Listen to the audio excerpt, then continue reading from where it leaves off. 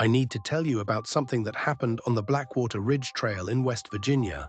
And I need to tell you now before the people who want this story buried find a way to scrub it from the internet completely. What I'm about to share isn't some campfire tale or urban legend passed around by bored teenagers. This is real, documented, and the reason an entire section of the Appalachian wilderness remains closed to this day, 20 years later. My name is Marcus Webb, and in 2005, I was a park ranger stationed at the Monongahela National Forest. I've kept quiet about this for 2 decades because I was told to, because I was threatened, and honestly, because part of me wanted to forget it ever happened. But I can't anymore. The nightmares haven't stopped, and I think people deserve to know why their tax dollars are funding a permanent closure of 12 miles of pristine hiking trail that officially was shut down due to soil erosion and unstable geology. That's bullshit, complete and utter bullshit. The real reason has nothing to do with erosion. It has everything to do with what we found in August of 2005 and what found us first. Let me start from the beginning, because the details matter here. Every single one of them. It was August 14th, 2005. I remember because it was my daughter's birthday, and I'd promised my ex-wife I'd make it to the party by 6 p.m. I was supposed to have an easy day, just a routine trail check on Blackwater Ridge, maybe clear some fallen branches, check the markers, and head home early. The trail was popular with experienced hikers, a challenging route that wound through some of the most remote sections of the forest, passing by abandoned coal mining operations from the 1920s. I drove my Ranger pickup to the northern trailhead just after sunrise.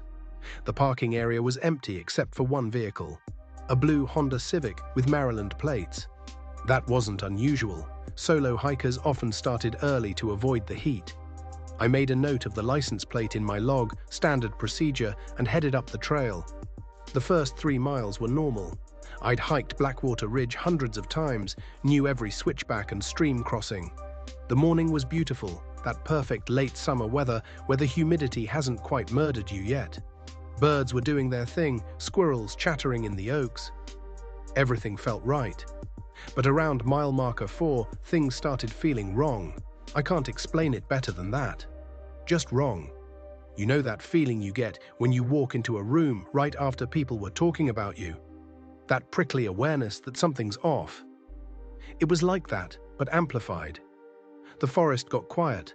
Not silent, but muted, like someone had turned down the volume on everything. I'm not some superstitious guy. I grew up in these mountains, spent my whole adult life in the woods. I don't spook easy, but I found myself checking over my shoulder every few minutes, hand drifting to the radio on my belt. At mile 5, I found the first piece of evidence that something was seriously wrong. It was a backpack. A nice one, North Face, practically brand new, sitting right in the middle of the trail. Not off to the side, like someone had set it down to rest, right in the center of the path, upright, like it had been placed there deliberately. I approached it carefully, called out a few times. No response. The forest swallowed my voice. I opened the pack and found the usual hiking gear. Water bottles, energy bars, a first aid kit, a wallet. The ID in the wallet belonged to a Brian Patterson, 34, from Silver Spring, Maryland. Same address as the Honda Civic's registration. Here's what bothered me. The water bottles were full. The energy bars were unopened. The first aid kit was still sealed in its packaging. Nobody hikes 5 miles into the Appalachian wilderness and abandons a full pack of supplies in the middle of the trail. Nobody. I radioed back to the station. Hey, this is Webb on Blackwater Ridge. Got a potential situation here. Found an abandoned pack at mile 5, belongs to a Brian Patterson. Running his info now. Static crackled back. Copy that, Webb. Need backup. Negative, not yet. Going to sweep the area, see if I can locate the hiker. Might have gone off trail to relieve himself or something. Keep us posted. I left the pack where it was and started searching the surrounding area, calling Patterson's name. The woods stayed quiet. Too quiet. I've learned to trust my gut over the years, and my gut was screaming at me to turn around, to go back to the truck, to get the hell off this trail.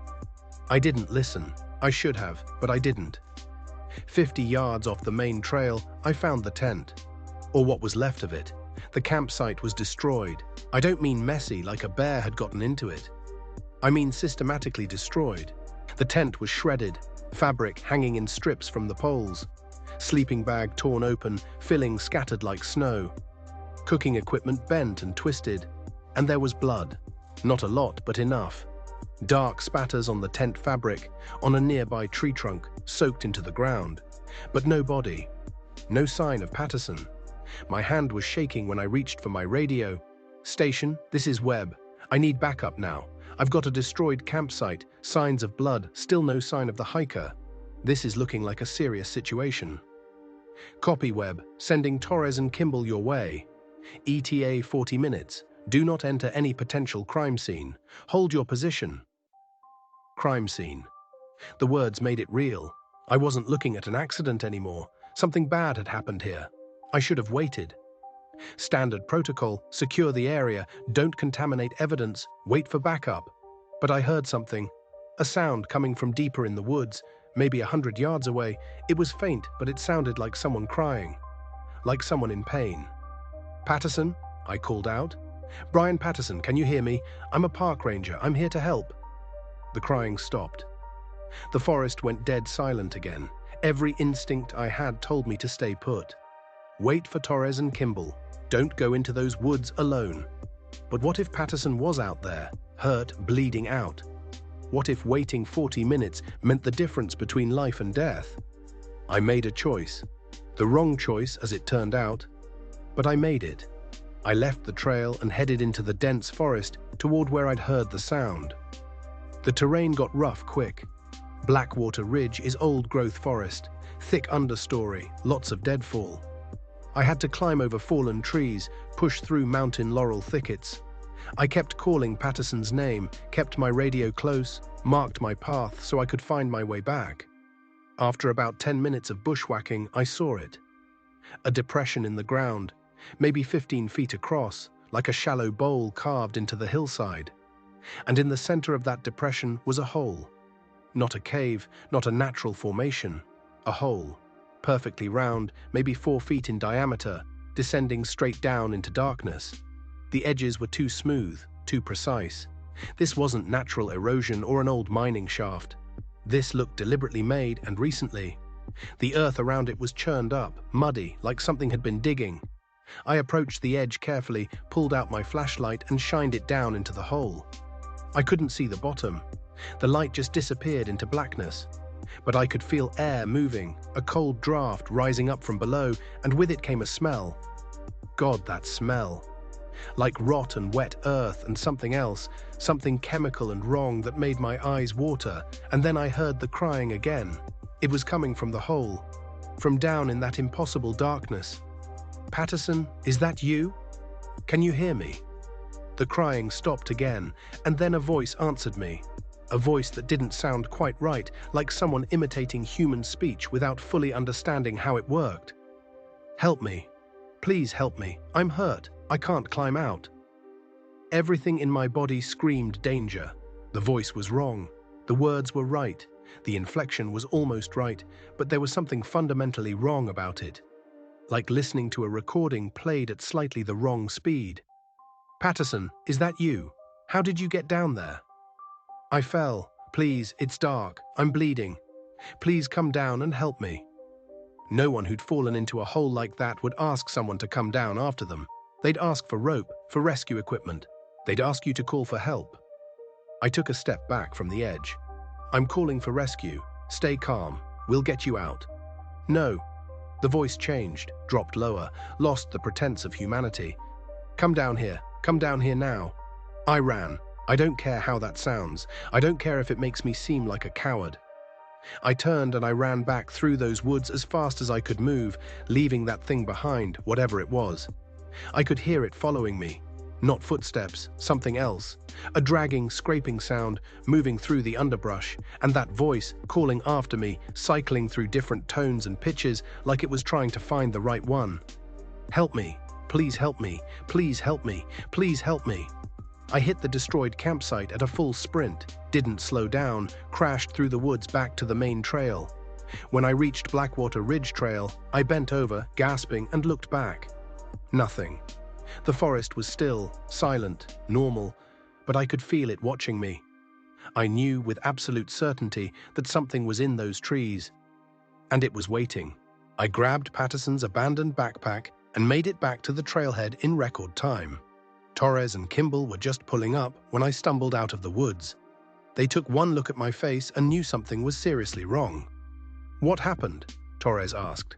She was a good ranger, 10 years experience, steady in a crisis. I tried to explain: the abandoned pack, the destroyed campsite, the hole, the voice. I could hear how crazy it sounded as the words came out of my mouth. Torres and Kimball exchanged a look. "Marcus," Kimball said carefully, "did you see anyone? Anything concrete?" "No, but I heard..." "You heard something that could have been an animal. Could have been the wind, could have been anything in those woods. You found a destroyed campsite. Could be a bear, could be vandals. Could be Patterson himself having some kind of episode." I wanted to argue, but what could I say? I heard a scary voice from a hole in the ground. They'd think I was losing it. "We need to sweep the area," I said. "Patterson's still missing. There's blood at the campsite." Torres nodded. "Agreed. We'll go in as a team, properly equipped." "Kimball, call it in. We need search and rescue, and we need to notify the local sheriff. This is officially a missing person case." Over the next 3 hours, we mobilized a proper search operation. 8 rangers, 4 sheriff's deputies, 2 search and rescue volunteers with dogs. We swept Blackwater Ridge Trail from end to end, searched the area around the destroyed campsite in a grid pattern. We found the campsite exactly as I'd described it. We found the blood. We took samples, photographs, documented everything. But we couldn't find the hole. I led them right to where it should have been. I was sure of the location. I'd marked my path. I knew exactly where I'd gone. We searched that entire section of woods. No hole, no depression in the ground, nothing. Torres pulled me aside. "Marcus, are you feeling okay? Did you maybe get turned around, get confused about the location?" "I know what I saw," I said, but doubt was creeping in. Had I imagined it? Had I gotten disoriented, panicked, made up details in my head? The search dogs were going crazy though. Both of them refused to go into certain sections of the woods, pulled hard on their leashes, whined and barked. Their handlers had never seen them act like that.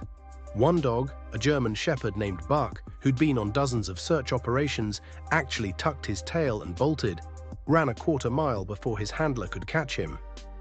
"Something's wrong here," the handler said. "Animals can sense things we can't. Whatever's got Buck spooked, it's real." We searched until dark, found nothing.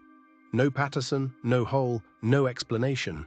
Just a destroyed campsite and an abandoned car at the trailhead. We set up a command post at the parking area, brought in lights and generators. The plan was to continue searching at first light. I was sent home, told to get some rest, write up my report. I didn't sleep. I sat in my apartment, replaying everything in my head. The voice from the hole kept echoing in my memory. Come down here now." At 3 a.m., my phone rang. It was Torres. "Marcus, we've got another situation. You need to get back here now." "What's going on?" "Just get here, now." I made the drive in 20 minutes, breaking every speed limit. The trailhead parking area was chaos. Emergency vehicles everywhere, lights strobing, people shouting. I found Torres standing near the tree line, staring into the woods. Her face was white. "What happened?" I asked. She pointed. "Kimball went in 2 hours ago, solo. Said he wanted to check something, radioed that he'd found something interesting. We haven't heard from him since. His GPS tracker stopped moving at mile 4, right near where you found Patterson's pack." My blood went cold. "Tell me you didn't send anyone else in after him." "We sent a 2-man team. They reported hearing something, some kind of sound they couldn't identify, and then their radios cut out. We lost contact 15 minutes ago. GPS shows them stopped, not moving, in the same area." This was bad. This was really bad. 4 people now, Patterson, Kimball, and 2 rescue workers, all disappearing in the same section of trail. The sheriff arrived, a gruff old-timer named Dutch Coleman who'd been in law enforcement for 30 years. He listened to Torres's briefing, asked a few questions, then made a decision. "We're shutting it down. Nobody else goes in until daylight, and then we go in heavy." I want state police. I want forestry service. I want every available body. We treat this as a hostage situation until proven otherwise. Hostage situation? I asked. What are you thinking, Sheriff? I'm thinking 4 people don't just vanish from the same spot without human involvement. Could be some survivalist nut job has a bunker out there. Could be drug operation, could be anything. But we go in prepared for the worst. I didn't argue, but I knew he was wrong. This wasn't human. Whatever was on that trail, it wasn't human. We waited through the longest night of my life.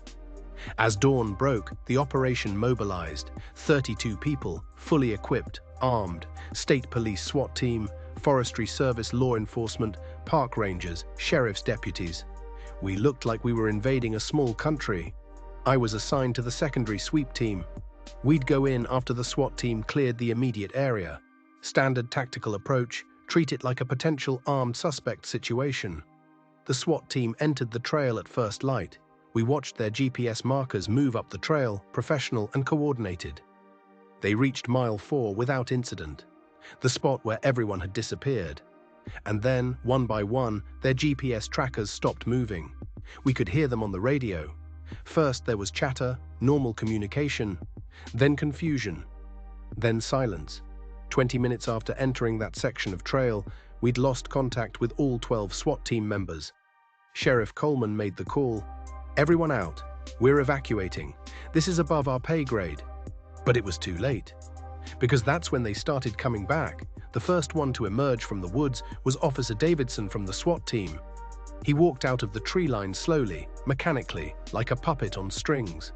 His face was blank, expressionless. He didn't respond to his name, didn't react when Coleman approached him. Davidson, what happened? Where's the rest of your team? Davidson's head turned toward the sheriff with a jerking motion, too fast, too precise. When he spoke, his voice had that same wrong quality I'd heard from the hole, that uncanny valley tone that was almost human but not quite. They're waiting, down below. They want you to come down, all of you. It's time to come down now. Then his eyes rolled back in his head, and he collapsed. Paramedics rushed in, started working on him. His vitals were stable, but he was unresponsive, like he'd shut down completely.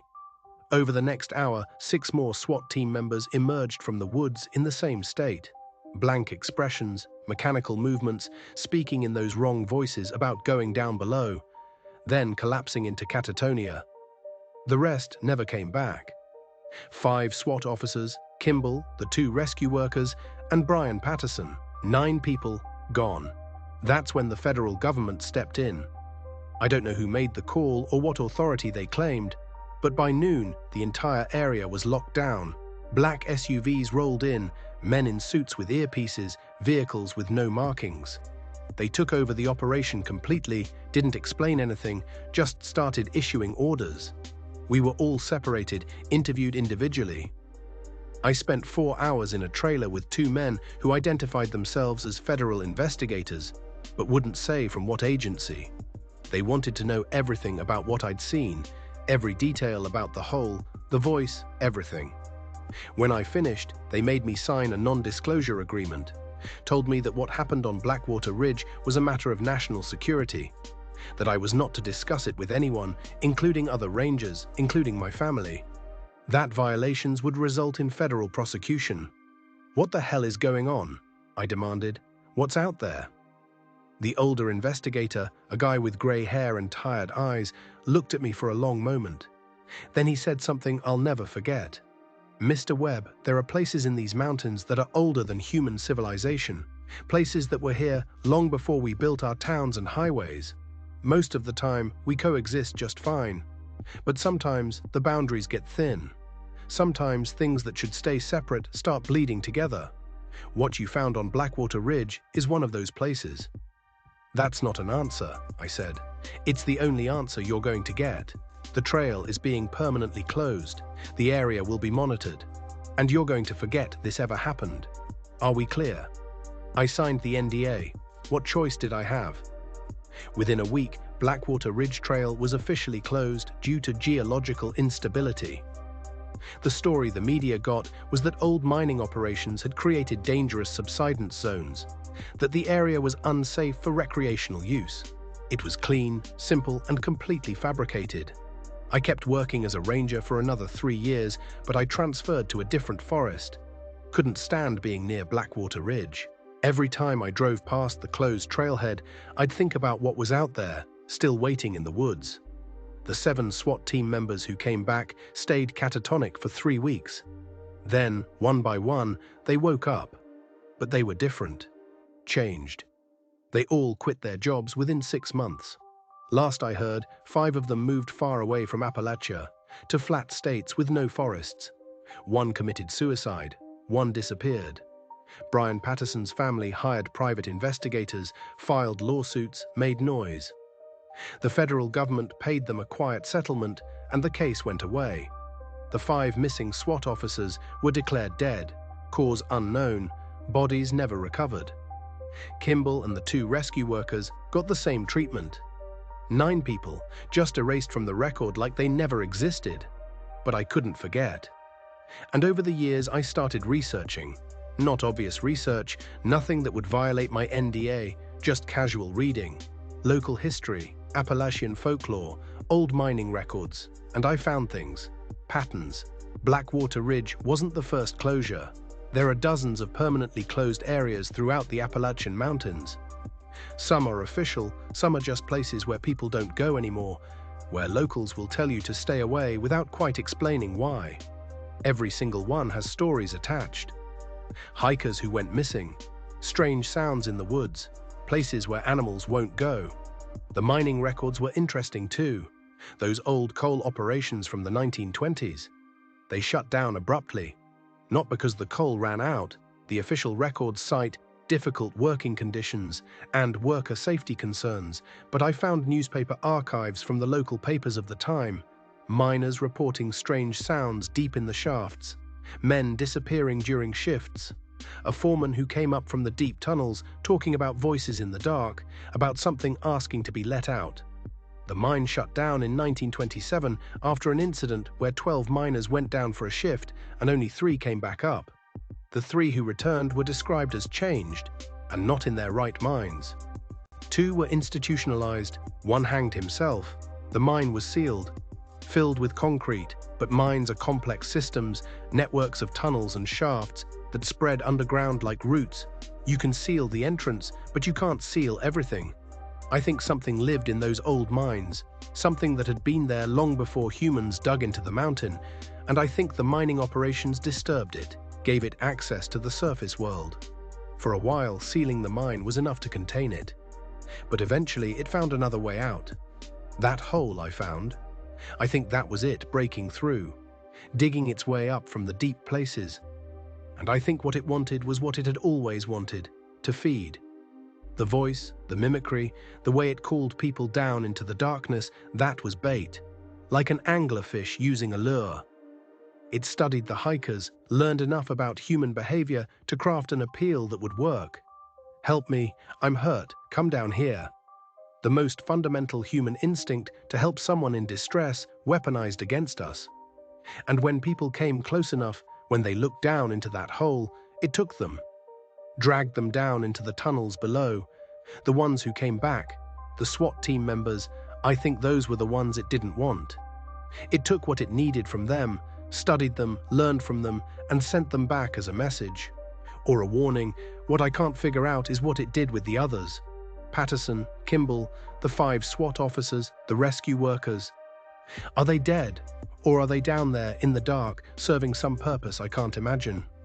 The thought keeps me up at night. I've spent 20 years carrying this secret, and it's been eating me alive. The nightmares are constant. I'll be in those woods again, hearing that voice calling from the hole, and I'll wake up in a cold sweat, convinced I can smell that rot and chemical wrongness.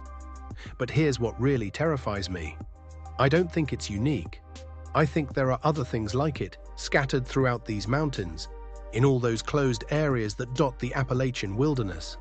Ancient things, inhuman things, that we've built our civilization on top of without ever realizing they were there. Most of the time, the boundaries hold, but sometimes they don't. And when they fail, people disappear, and the government steps in. and the area gets closed, and a cover story gets written, and everyone moves on like nothing happened. Except it did happen. It's still happening. And it's going to keep happening as long as we pretend these places don't exist. I'm violating my NDA by telling you this. I could face federal prosecution. But I'm 63 years old now, retired, and I figure I've kept quiet long enough. People have a right to know what's out there. They have a right to know why these trails are really closed. If you're planning to hike in the Appalachian Mountains, please be careful. Respect the closures. Don't go into areas that are marked off limits. And if you're ever on a trail and you start to feel that wrongness, that sense that something is fundamentally off, trust your instinct. Turn around. Get out. Don't wait to investigate. Don't try to be a hero. Because there are things in these mountains that are older and stranger than we can comprehend, and they don't think like we do, and they don't want what we want. And if you encounter one, the best case scenario is that you end up like those SWAT team members, traumatized, changed, but alive. The worst case, you end up like Patterson and the others. Gone, erased, feeding something in the dark that should never have been disturbed in the first place. I've been thinking a lot lately about what that federal investigator said, about boundaries getting thin, about things bleeding together, because here's what I haven't told anyone, what I've been too scared to even admit to myself. Last month, I drove past Blackwater Ridge for the first time in years, just passing through on my way to visit my daughter. And I saw that the closure signs were gone, not removed by officials, just gone, weathered away or torn down. And there were cars in the parking area, hikers getting ready to head up the trail. I stopped. I tried to warn them, told them the trail was dangerous, that they shouldn't go. But they just looked at me like I was a crazy old man. The official closure was lifted 3 years ago, they said. Trails been reopened, perfectly safe. The geological issues were resolved. I called the Forestry Service, demanded to know what was going on. They confirmed it. Blackwater Ridge Trail was officially reopened in 2022. A new survey showed the area was stable, the closure was deemed unnecessary, but I never got any notification.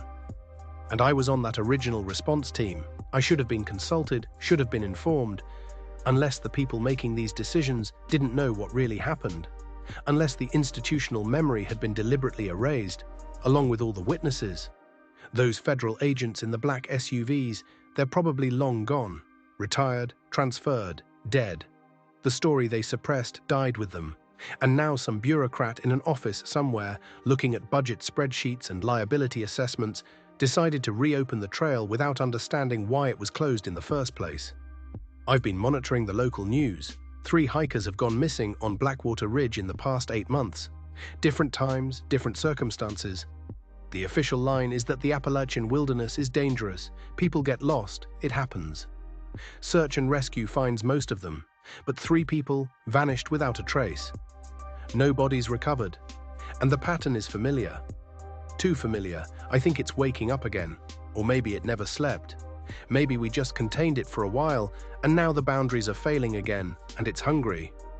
I'm writing this down, posting it online, sending it to journalists and researchers and anyone who might listen. I'm documenting everything I remember from August 2005. Because if I'm right, if this is starting again, then people need to know. They need to understand what they're walking into when they lace up their boots and head up that trail. The federal government won't acknowledge this. They can't. How do you explain to the public that there are places on the map that should stay empty, that there are things in the wilderness that don't fit into our understanding of reality? You can't. So they lie, and they cover it up, and they hope it goes away. But it's not going away. It's never going away. We built our world on top of theirs, and every now and then they remind us that they're still here, still waiting, still hungry. So that's the real reason Blackwater Ridge Trail was closed. Not erosion, not unstable geology. It was closed because something lives in those mountains, something that emerged from the deep places beneath the earth, something that learned to mimic human voices and lure people into the darkness. And now that trail is open again, and that something is still there, and people are disappearing, and the cycle is starting over. I don't know what to do with this information. I'm one old man with a story that sounds like a bad horror movie. But I know what I saw. I know what I heard, and I know that 9 people went into those woods and never came back. If this reaches you, if you're reading this, please take it seriously. Don't dismiss it as the ramblings of a paranoid retired ranger.